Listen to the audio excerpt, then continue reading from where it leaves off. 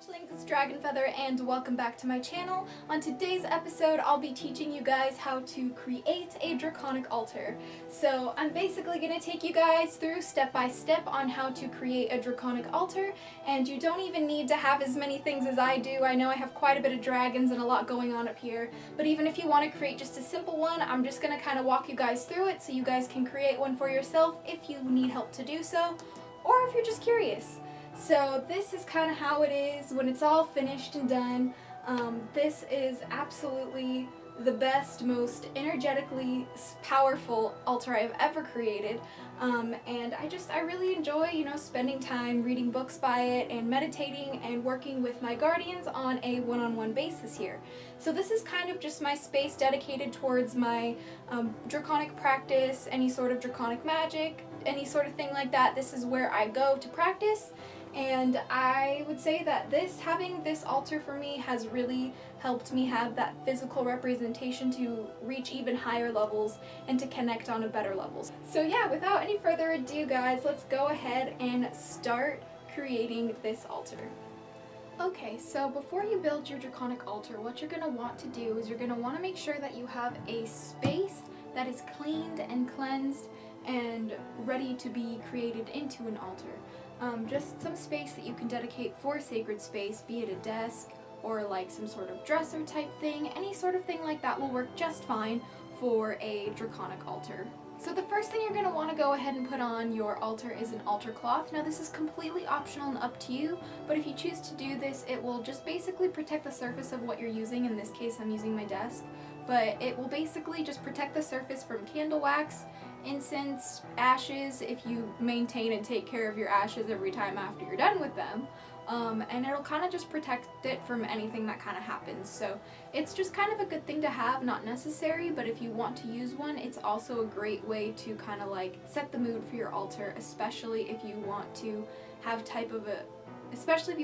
a certain type of vibe for your altar. So as you guys can see, I have my altar cloth on here, and it's just some sort of material that kind of looks like it has scales on it. I kind of figured that it would be cool for the draconic vibes, for the dragon vibes. So if you have anything that reminds you of dragons, or an altar cloth with a dragon on it, or with a dragon pentacle, or anything that makes you resonate with dragons, or whatever color that you find, works great. Easiest to start in the back, furthermost away from yourself when creating an altar, I feel. And in my personal experience, kind of working from the center out and the back forward works the best for me. So usually whatever you want to put in the center, what you want to be your focus piece for your altar, is what you will put inside the center, or put in the center of your altar or sacred space.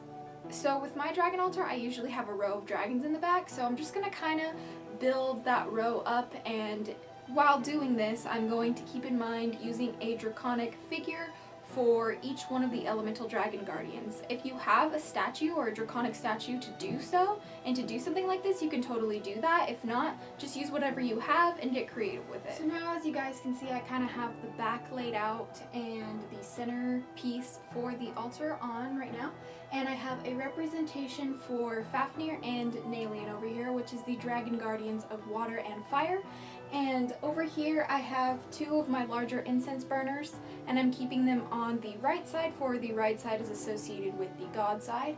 And my draconic altar is kind of like Wiccan oriented, like it's fundamentally shaped out like a Wiccan altar with the male and female side. You can do that if you would like to. You don't have to, you can do it however you want, but that's just the way that I do it, and kind of put those corresponding elements on those sides as well. So over here I have another one of my incense burners, and it's just kind of decorated with some draconic stuff I have, as well as a rose petal and just some sort of jewelry too. So it's just kind of like an offering little incense burner, and just good to keep at the edge because of the guardian kind of like balances each other out, if you can see. But yeah, so the next thing you're going to want to do is you're going to want to add your bigger pieces onto the altar. So you're going to want to add either the statues that you have or the objects that you have. They're a little bit bigger, that take up a lot of space, so you can kind of get those centered and then build out around them with your smaller items. So the two big items that I added was the biggest dragon statue on my actual altar, and a ceramic dragon teapot that I made and used to store change in. kind of as an offering dish too. So I got these two on here, and the next step you're going to want to do is you're going to want to put your bat candles on there.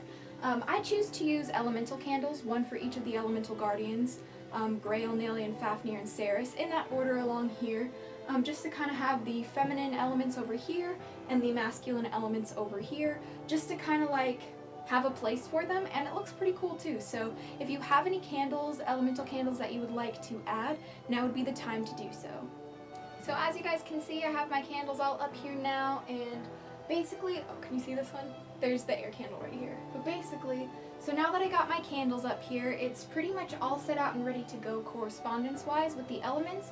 So if you have any particular dragons that correspond with these elements that you'd like to put around them, now would be the time to do so. So hopefully you guys can see that I put a little tiny dragon over there. It's a feathered dragon sitting on top of a crystal over by Grail, and then by Grail's candle, excuse me. And then I have this one, which is supposed to represent Saris by the Saris candle. Unfortunately, his head broke off. I dropped him off. He like got hit or like caught on something as I was walking out the door, and like his head fell off, so now I need to go get glue and fix it. So hopefully I can do that soon, because I do not like having headless dragons on my altar. It just seems kind of weird, but anyway. But now would be the time to put your tools down. So what type of tools do you want to keep on your altar, and which type of tools do you want to keep on a display kind of thing? Like, which ones do you think you want to keep out and want to use more frequently than others? So now's the time to add those tools onto your altar. So as you guys can see, I have added my tools on here, and there's not very many of them, but I'm just going to go over them real briefly with you guys. I have a chalice all the way over here on that side, a little hidden by this giant dragon here.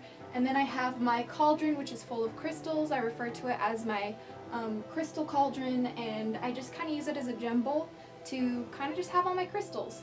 And then over here I have my athame. I have my draconic athame over here. And then right here at the tips you can see I have my crystal wand and my ceramic wand.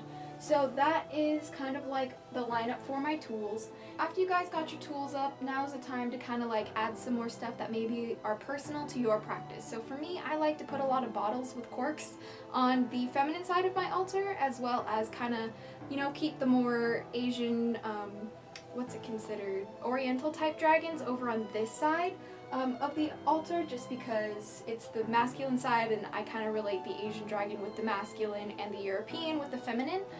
Just kind of a personal preference for me, but that's just kind of how I organize my altar, yin-yang vibes as well. So now's the time to kind of decorate it with things that personalize your personal practice, like bottles with corks or whatever have you, and kind of just place that where they belong.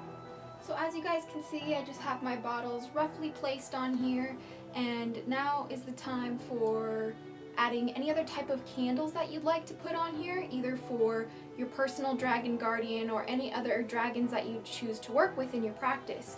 If you'd like to make a dedication for them with a candle, you can totally do so, and just kind of put it on there however you'd like to. So as you guys can see, I put some candles up here. I got my candle holder for kind of guardians of twin flames, as well as use it for the god and the goddess as well, because I feel like the god and the goddess are the ultimate representation of twin flames. That's just me personally, but so that's kind of just some personal symbolism on my altar. But then I have my candle for dragonkind and dragonkin, as well as spirit, and I have my candle over here. This little pine cone one is for my dragon guardian, or Monte is how we refer to our dragon guardians. So yeah, after you got all that, basically it's just time to add in the rest of the dragons that you'd like to, or any other decorations that you so choose to add, and just kind of place it out and get creative with it.